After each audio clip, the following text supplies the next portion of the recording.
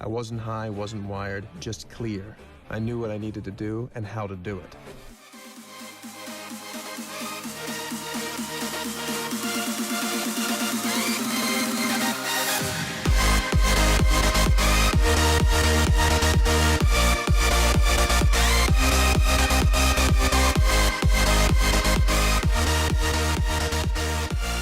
Hello guys, and welcome back to another one with us, the Review Bros, and today we're going to be looking at something a little bit different to normal. It's not a supplement per se, but it does come up in conversation quite a lot when supplements are being discussed, particularly along the nootropic side of things.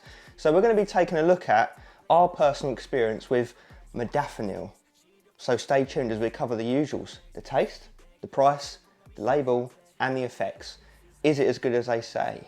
And if you're new here, you know what to do. Hit the subscribe button, tick the bell icon, give the video a like, drop down your thoughts below on this or any other nootropics for that matter. What have you used? Let us know.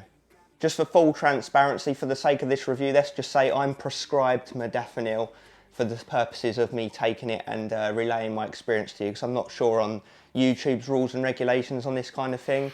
And, you know, I don't know if the video get demonetized or blocked, I don't really know. But, you know what, it can't be any more sketchy than fricking some of these underground pre-workouts we review, can they? So, with that being said, no further ado, let's go.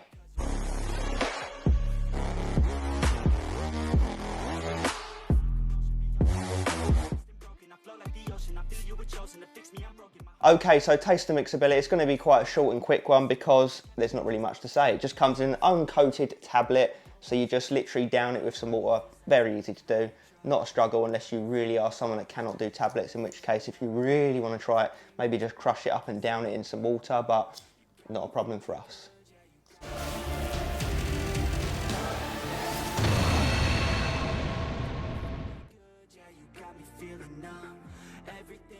Okay, so let's talk price. So I'm not going to be telling you where to go to get hold of Modafinil because it is a prescription medicine. I believe it's prescribed for people with narcolepsy or in some cases even depression, but it's also used by just your average Joe for its focus, nootropic dialed in type benefits that it can offer, which is more the route we're going to be going down for the sake of today's review. So what I can say is if you probably looked hard enough, you can get a pack of 100 for £43. So it obviously only works out as 43p a capsule. So if we're looking at bang for buck, we're looking at extremely good value for money, you know, if it lives up to the claims that everyone seems to say online, you know, about how fantastic it is. But stay tuned for that. We'll be getting into the label, you know, a bit of the science behind it, and then my personal experience and anything else you might want to know. So stay tuned.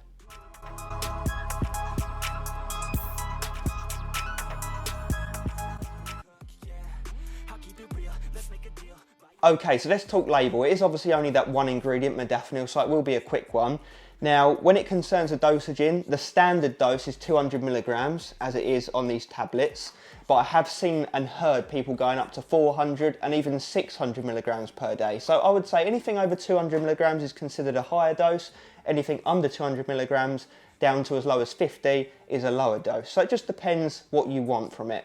Now, when it concerns the mechanism of action, from what I've read up on, it is a dopamine reuptake inhibitor, which means that it blocks the transporters in your brain from clearing out your dopamine. So there's more dopamine in your brain at any given time. And for those of you that don't know, dopamine is the chemical in the brain related to goal-related behavior, you know, to give you motivation to get tasks done, to get that feel-good feeling when you've completed something effectively. And because of those increased dopamine levels in the brain, it does also have a knock-on effect to several other chemicals, not limited to, but including serotonin, norepinephrine, epinephrine, glutamate, histamine, and more. You know, to be honest with you, they don't actually 100% know the action of how Modafinil works, not down to a T. They just, from the studies they've done, they can kind of work out the basics of it, and that's just what I've told you. And it does stand to reason why it's prescribed for those reasons, you know, narcolepsy and depression, given that the chemicals I've just mentioned are all responsible for, like I mentioned, reward-related behavior, mood, sense of urgency, the willingness to get shit done, the sense of purpose. But obviously for our purposes, we're just going to be looking at it as a nootropic for just an average Joe. You know, how potent is it? How productive is it?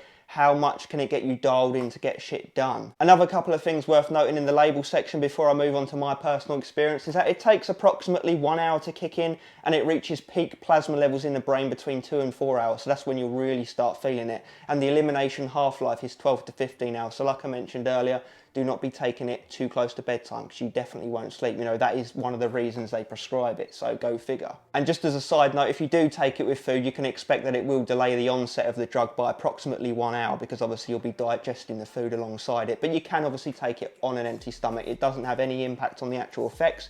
It just slows down how quickly it gets into your system.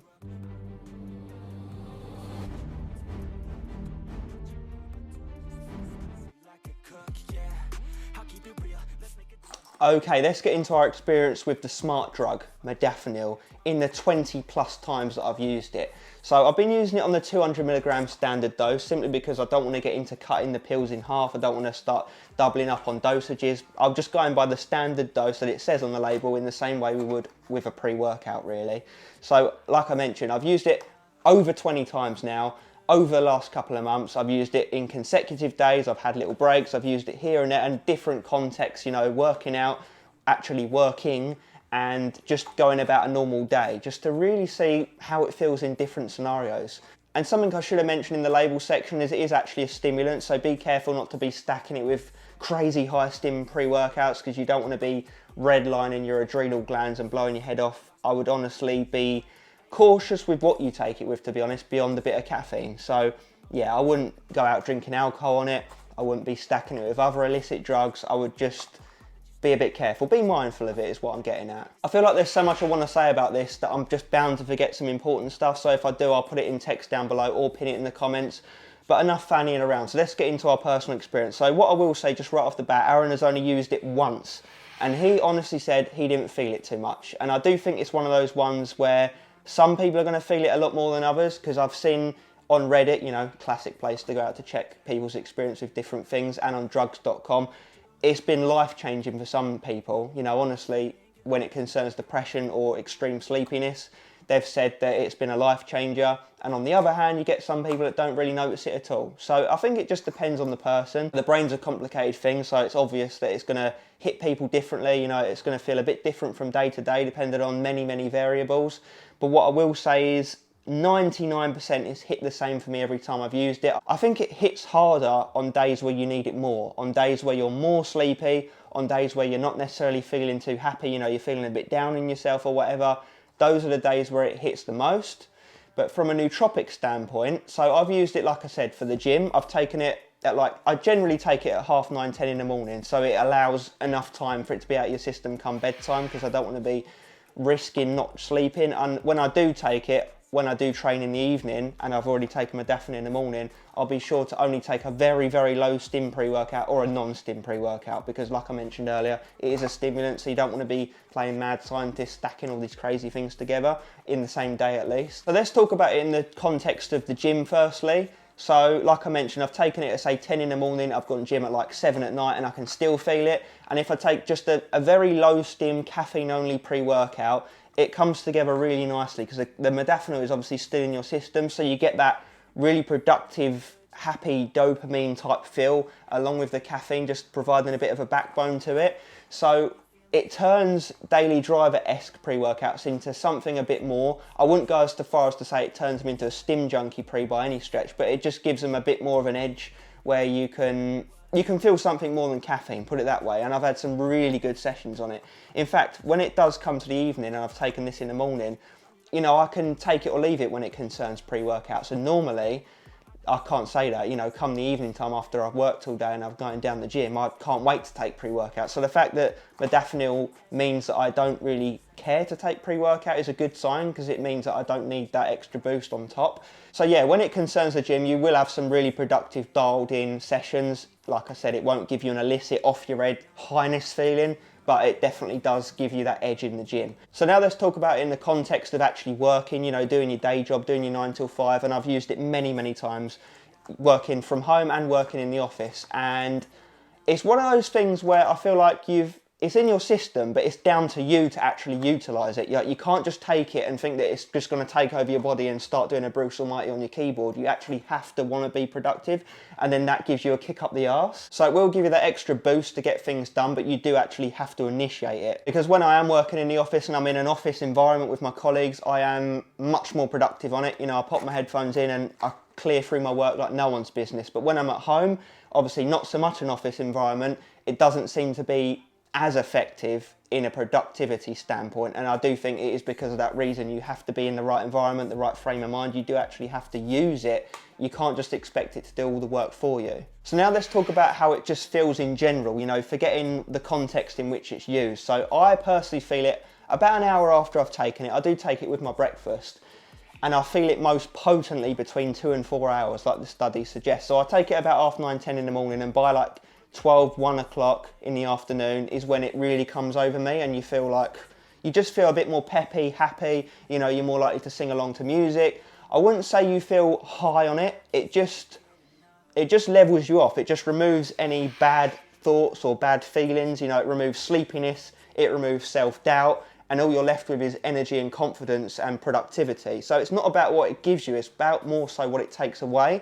A little analogy for you guys is that it's basically like putting the windscreen wipers on your windscreen and de-huffing it and providing more clarity. Another little car analogy for you guys is that you actually have to have a destination in your sat-nav, and it will help you get there. It won't do the driving for you, but it will definitely help give clarity to get to your destination. So when it concerns negatives, you know, I was speaking to Mo Samuels about this, and he reckons he felt down on it. He said, what goes up must come down.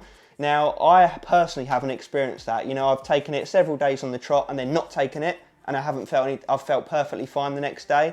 And studies do also suggest that it's got a low incidence for abuse. So basically you don't form an addiction to it. Don't get me wrong, I enjoy days where I do take it, but if I don't take it on other days, I'm not craving it like, oh my God, I must get my modafinil fix. But I think it also depends on your personality. Do you have an addictive personality or not?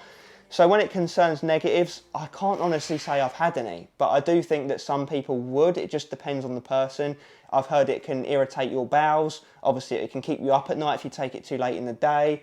It might be too much for some people, dose dependent. But yeah, for myself, it's just a really smooth, pleasant experience. I enjoy it every time I take it, but like I mentioned, at the same time, I'm not addicted to having to take it. I would say on average, I've averagely taken it 2 to 3 times a week, because obviously I've still got pre-workouts to review, so I can't be taking it too often because I don't want to overlap them. So it's often compared to Adderall, but just a more dialed down version of Adderall. It's not as jittery and crazy. You know, I've not personally tried Adderall myself, so I can't really speak from experience on that standpoint. I'm just going by what I've read up on. They say it's a more smooth version of Adderall in terms of its benefits and its effects. And interestingly, some of the studies say that it binds to a similar dopamine receptor as cocaine. So, and that's actually probably a good way to explain how it feels. Is it feels like a very smooth, mild version of like a cocaine hit. So you don't come up as high, but you also don't die off as quickly. So it's like that rather than that. And obviously it's far cheaper, less abusive, more healthy for you. So, you know, swings and roundabouts, it just depends what you're after. But yeah, that's our experience, our thoughts and feelings. I think I've covered it all, but if I've missed anything, like I said, I will chuck it in the text below or in the comments. But the main reason that we wanted to do this review is because we want to know what you think of it, because it seems like a lot of our followers have actually used modafinil. So if you have, or you want to use it, or you've done your own research on it, drop down your thoughts below, because we'll be interested to hear it all. And as always, stay focused.